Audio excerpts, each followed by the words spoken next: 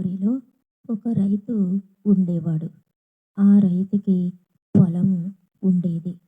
ఆయన ఎండనక, వాననక కష్టపడుతూ ఉండేవాడు. ఉదయాన్నే లేసి పొలానికి వెళుతుండేవాడు. పొలానికి వెళుతూ పొలం పనులు చేసుకుంటూ ఉండేవాడు. కానీ ఎంత చేస్తున్నప్పటికిని వర్షం పడబోయేసరికి ఎండలకి పొలం ఎండిపోయింది. పొలం ఎండిపోతుందని ఎంతగానో బాధపడుతూ తన చేను పనులు తను చేస్తూ ఉండేవాడు.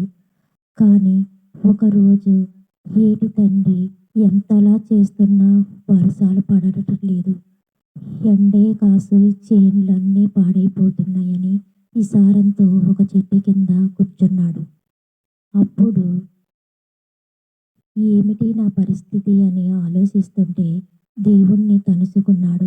నా పని నేను చేశాను, ఇక ఏమి చేస్తావో నీ ఇష్టం తండ్రి అని అన్నాడు.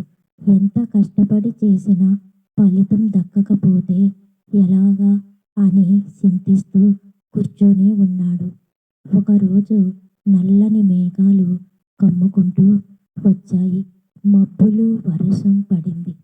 అప్పుడు ఆ వర్షానికి ఎండిపోయిన చేన్లు ఎంతగానో చిగురించినాయి. అప్పుడు ఆ రైతు కళ్ళల్లో ఆనందం.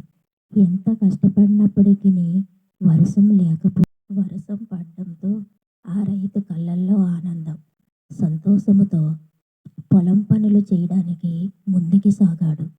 అప్పుడు అతను చేసే పని అంతట్లో కూడా దేవుడు ఎంతగానో సహాయం చేశాడు.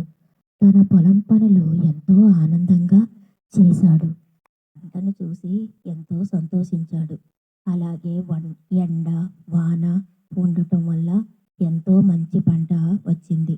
అప్పుడు పశువులకి కూడా చక్కగా గడ్డి వేసి, మేత వేసి అన్నీ సంతోషంగా చూసుకున్నాడు. ఆ ఆనందం పశువులకు కూడా గడ్డి లేదని ఎంతో బాధపడుతుండేవాడు. అలా వర్షం రావడం వల్ల మళ్ళా వర్షం కురిసి ఎలుగు వచ్చి రావడంతో రైతు కళ్ళల్లో ఆనందం వెలిగింది. ఇందులో నీతి, మనం ఎంత కష్టపడినా దేవుడి మీద భారం వేయాల. దేవుడు మనల్ని ఎన్నడూ విడిచిపెట్టడు.